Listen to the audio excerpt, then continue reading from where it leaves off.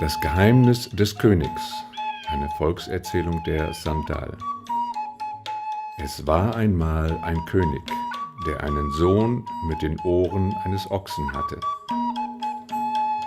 Der König schämte sich dessen und hielt den Prinzen in einem abgelegenen Zimmer des Schlosses versteckt. Bald war es an der Zeit, dass der Kopf des Prinzen in einer Zeremonie rasiert werden sollte. Der König ließ einen königlichen Barbier aus einem anderen Königreich kommen und die Zeremonie fand im Geheimen statt. Als die Zeremonie beendet war, rief der König den Barbier auf sein Zimmer und warnte ihn. Du darfst niemandem etwas über die Ohren des Prinzen erzählen. Wenn du es doch tust, werde ich dich ins Verlies werfen. Der Barbier versprach ihm, niemandem etwas davon zu sagen. Aber oh weh, er konnte einfach kein Geheimnis für sich behalten. Nach einigen Tagen begann sein Bauch anzuschwellen. Ich muss es jemandem erzählen, oder mein Bauch wird platzen, dachte der Barbier. Da kam ihm eine glänzende Idee. Er ging zu einem alten Baum und flüsterte ihm schnell das Geheimnis zu.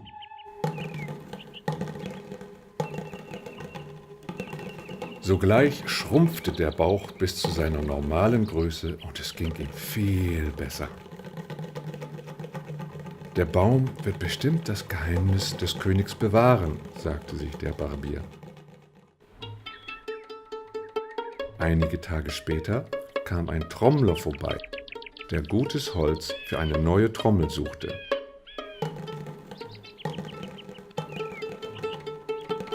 Er blieb vor dem gleichen Baum stehen, dem der Barbier sein Geheimnis zugeflüstert hatte. Während er den Baum betrachtete, dachte er bei sich, das ist genau das, was ich suche.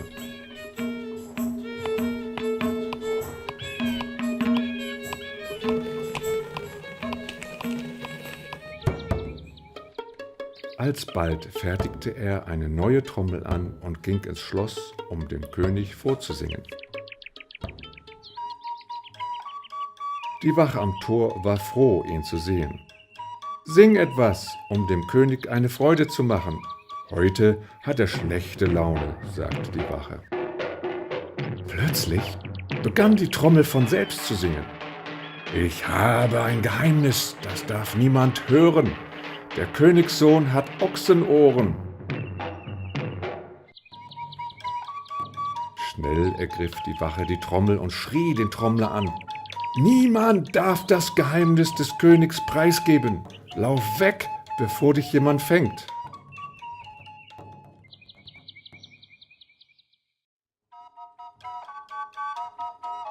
Aber es war zu spät. Der König hatte das Lied gehört und befahl, dass der Trommler hereingebracht wurde.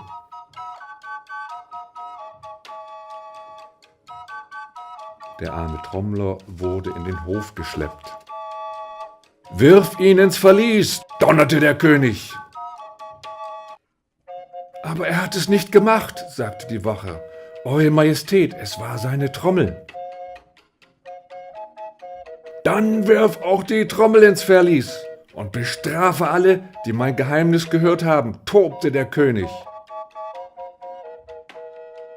Er war so wütend, dass sein Schnurrbart zitterte.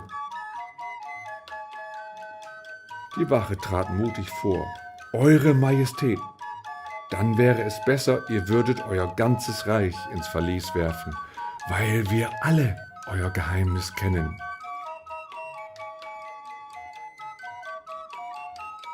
Der König war sprachlos. Er schaute seinen getreuesten Minister an. »Stimmt es?«, fragte er.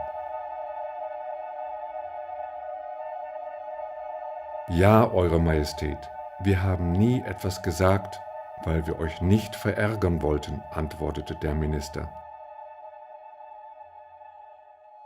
Der König schämte sich. Er erkannte, was für ein grausamer Vater er gewesen war, da er seinen Sohn so viele Jahre lang verborgen gehalten hatte.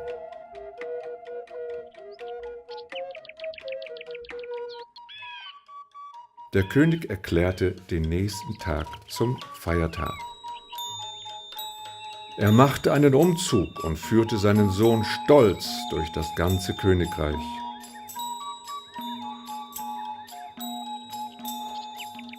Jeder jubelte und winkte dem jungen Prinzen zu, trotz seiner Ochsenohren.